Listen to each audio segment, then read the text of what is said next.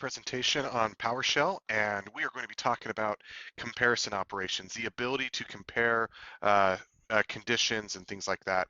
It's a very powerful tool. It exists in most programming languages. The key to using them is to understand what's available and what's the syntax. And so that is what we're going to cover here in PowerShell.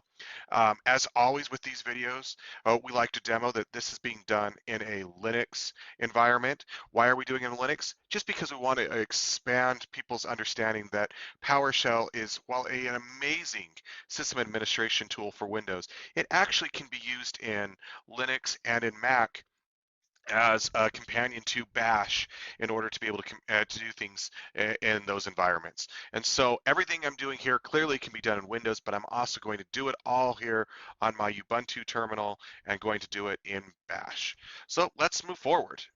First thing to do, most simple concept, we're going to do comparison operators with Boolean.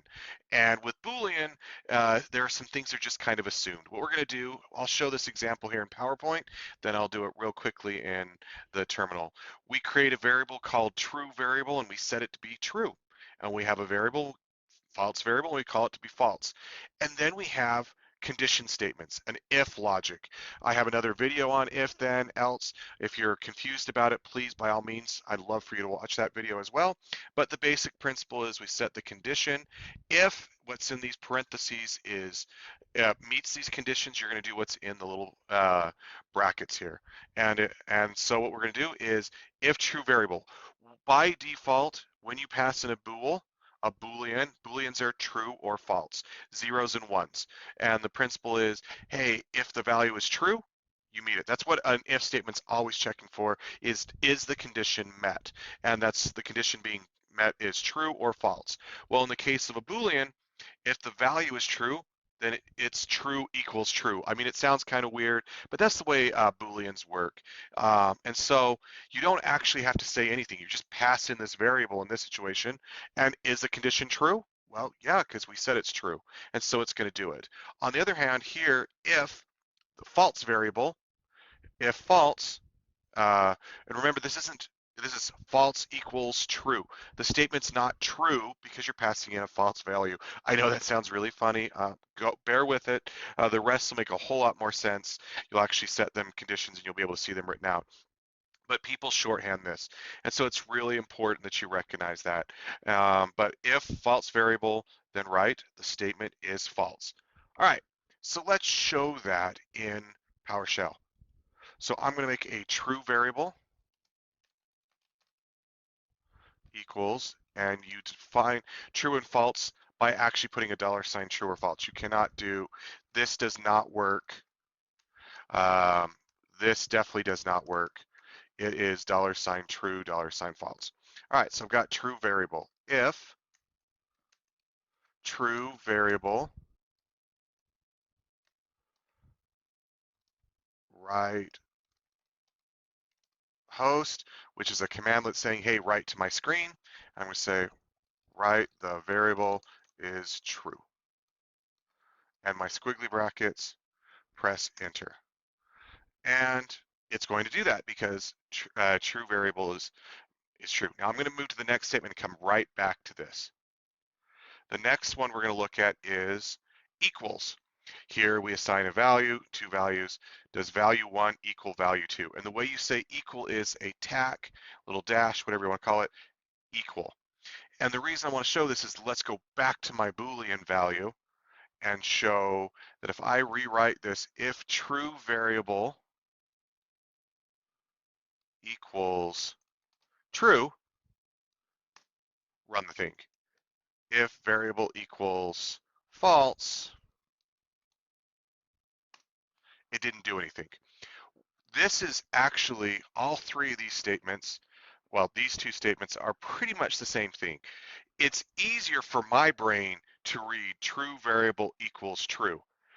But this statement right here is already trying to, is it a true statement? And so this and this are the exact same statement. Just recognize that, and you'll often see that in the forums. You'll get used to it.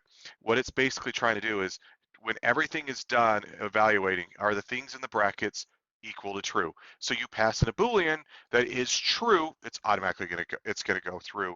You don't have to write equals true. All right, now let's go back to our example here. We've got two values. One is PowerShell. The second value is PowerShell.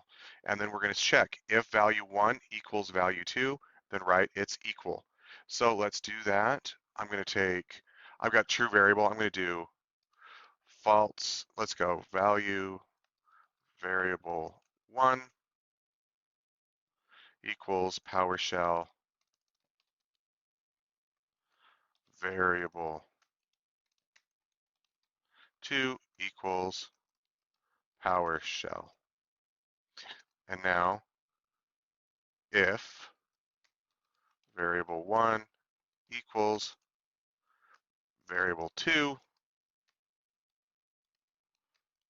the two values are the same.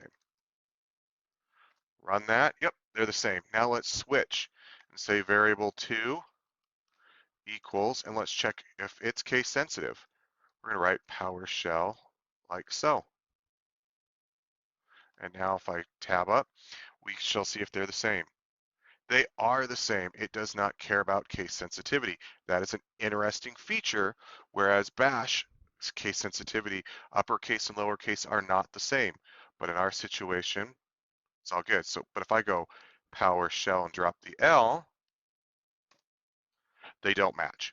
So when we do equal statements, they don't care about case sensitivity. But actually, I didn't put this in my slides, but let's actually show this. I'm going to change PowerShell back. We're going to see the two. They are equal to each other. But what I'm going to do is I'm going to put an extra field here, and I'm going to write CEQ. C standing for case sensitivity. When I run this, now they don't match. Now it's very much Bash-like. In Bash, if two values, uppercase and lowercase, are not equal to each other, usually in Windows, it's case insensitive. PowerShell by default is case insensitive. But if you want to be case sensitive, you just need to put this little C in front of it, CEQ, and that'll make it case. It'll look for the case. All right, next one, not equal to. And so we checked to see if they were equal. Now we're going to check to see if they're not equal. I could use this example. I'm just going to use the one with the drop the L on there since I've already got the stuff in here. So if I go and change this to PowerShell, we'll just remove the CEQ out of there, go back to EQ. They are not equal to each other. But now if I use the parameter NE, it does the condition because variable 1, PowerShell with a lowercase l, is not equal to PowerShell with two L's. Again, we can change this PowerShell, run this. Now this is not equal. It won't do anything because PowerShell and PowerShell are equal to each other. But let's go once again, because of case sensitivity, they were fine. Now if I put CNE in there, they now are not equal to each other again. So you can use EQ for equal, NE for not equal. Well, and you can always put the C in there.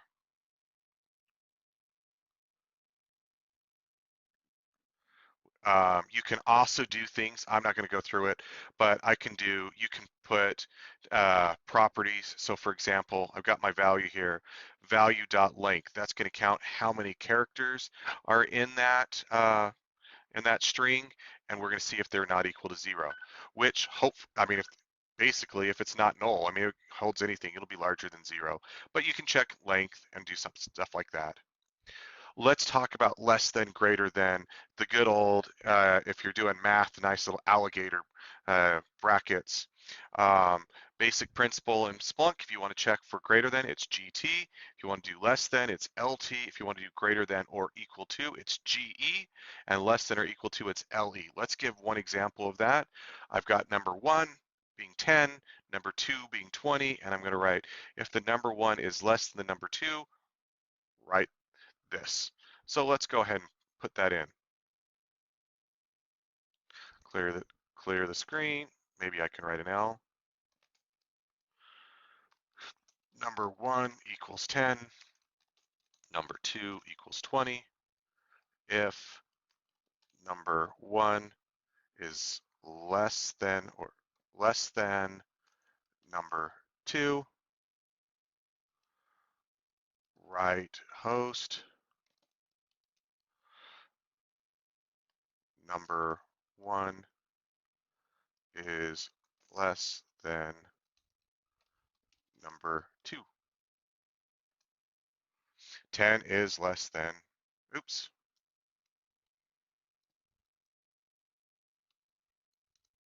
10 is less than 20. So let's use some of those other ones. What if I put greater than? So GT, I get nothing back. I can do, let's switch this, and I'm going to do number 2 now is equal to 10. And now if I go if number, I get nothing back, but I can do greater than or equal to, so GE, and it works. Now clearly my statement is less than doesn't apply, but I can also do less than or equal to, so I could go LE, and they'll equal. Honestly, in this situation, you probably want to use an EQ since I knew they were the exact same value, but this gives you advantage. You can go less than, greater than, equal to, less than, or equal to. Next one. This is primarily used for an array. You're going to look and say, hey, does the array contain in one of its indexes a value? And so in here, we're going to check if my array contains the word this. Right now we've got this is my array. We're going to check for it. I am not going to go through the example because of time, keep these videos short, but you can also use the not contains. And in this case, it's looking for another word. And so let's just copy and paste this to save myself some time. Let's clear this up. Oops. And then we paste. And we'll now say if my array contains this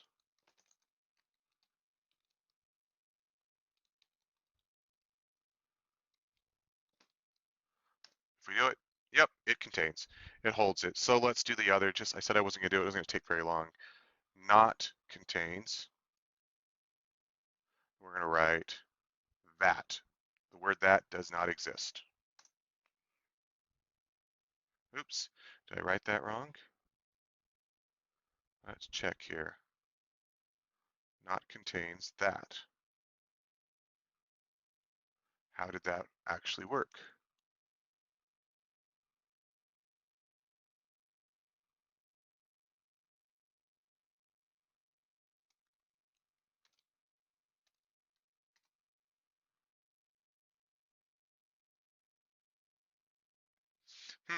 This is an interesting little bug because this definitely does not match the conditions. So I always like to do this in PowerShell. I will probably do a follow-up in here, put something in the comments, but it appears that unless there's something wrong here with the way I'm writing this, it is the not contains is falling, is not, oh, yeah, well, of course, it doesn't contain. My bad. I'm retarded. Um, it's doing exactly what it's doing. If it does not contain the word that, write that. If it does not contain the word foo, write that. If I switch this, there's no bug here, contains, I get nothing back. Wow, I need to actually read my own statement. Sorry about that. Yeah, the principal not, well, yep, it's not in there. And so it's going to follow the conditions. That would be the problem with not bothering to change this right host. So then I read it and get confused.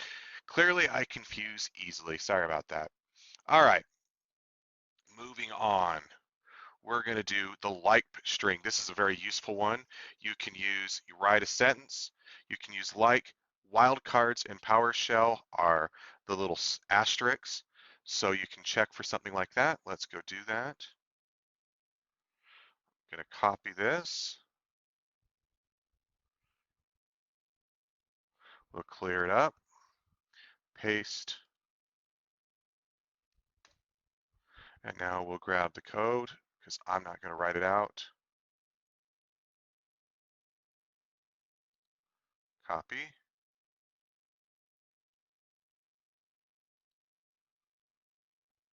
And so if shell is in there, it will validate. Again, I've used the case statement. Remember, PowerShell is case insensitive. Shell here is in uppercase, lowercase here, but if I do C like, it does not match.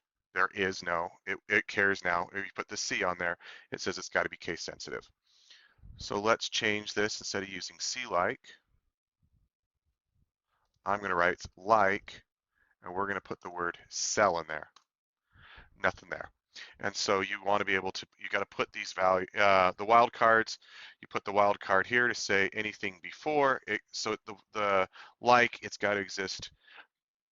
They can have a whole bunch of wildcards before, a whole bunch of things after. So let's show this again. Better example, if I remove this asterisk, what do we get? It does not match. And the reason is it's going to look for, well, there's no wildcard here at the beginning. So does this sentence start with the word cell? And it does not. It starts with the, and so it won't work. I can put this back in. So you put this asterisk in there to say, hey, I don't care what starts the whole thing, just somewhere in the there can be characters before, and there can be, and then if you put these things at the end, there can be characters at the end. So I can actually do, just to show this, the will work. Actually, the will not work because it's now saying that I need to have something before here. If I take the asterisk off, the will now work.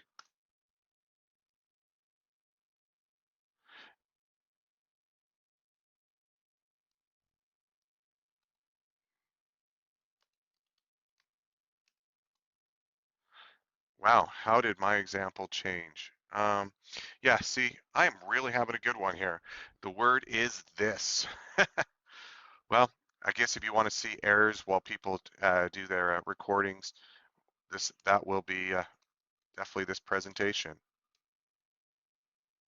So if I write this, it works because it does not care. It's basically, there can be stuff before which can also be nothing.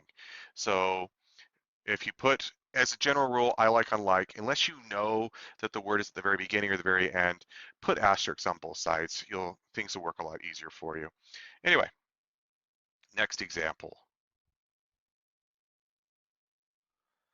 Match, not match. And the premise is it's very similar to the like, but what you're looking for is is there an instance of the characters you're putting in there? It's like, typically think use wildcards. Match says I'm looking for a specific pattern. They can be somewhat interchangeable. I mean, if I was looking, if I knew with my like, I can put a star on either side of the O, and it will do the same thing. Um, so it's just another method of doing a comparison. I won't bother to show it. The syntax is basically the same as the like statement. The difference is like uses stars, match does not, and it'll look through the whole thing to look for it. You can put multiple characters. I could put OW in there and it would find that. Next one, ands and ors. Ands and ors allow you to compare multiple conditions. Just remember your order of operations, the way things work. Ors can get you in trouble. You can have a whole bunch of logic on one side and then a simple statement on the other, and if one condition matches, the entire thing is true. And so just if you need to put stuff in parentheses, just do that. I'll have another video showing more complicated ones with parentheses. Just know that and the condition must be true on the left or the condition must be true on the right. I mean, both sides must be true in order to make it work. With an or, just one of the two must be accurate. So if we read this here, we've got a variable, it's true, another variable, it's false. And this reads, if my variable equals true, it does, and my other value equals false, do the condition that follows. If this was true, this statement would not equate to true because even though the left side's true, the right side is false. So both sides do not equate to true, and thereby it does not occur. Whereas on a or statement, you can say if my variable equals true or my other variable equals true. Well, they're not both true, but the left side is true, so thereby the entire statement is true. And so let's put that in. Let's do this.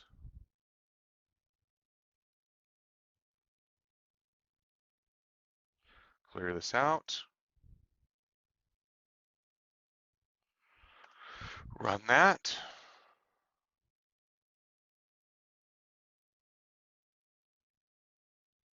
I'll show the if statement here.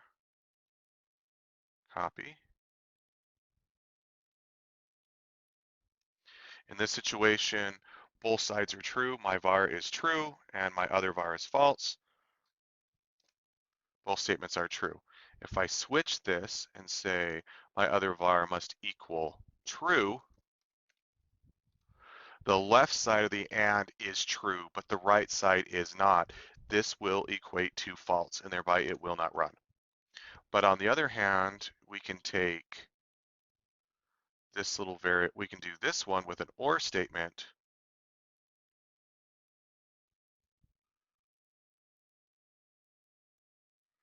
Paste it.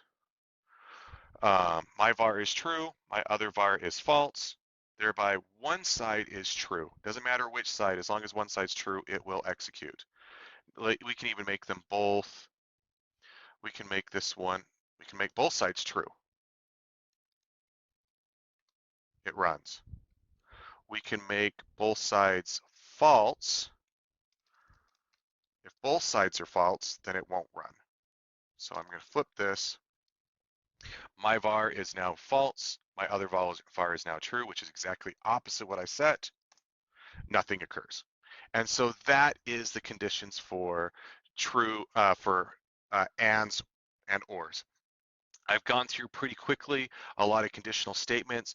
PowerShell has them much like most traditional programming scripting languages. It's just understanding how to use them unlocks your ability to start doing some powerful scripts. I hope this was helpful. I hope this increases your ability to use PowerShell at home and at work. And if you like this video, give me a big thumbs up. And I would love it if you subscribe to my channel. And hope you'll watch some other videos.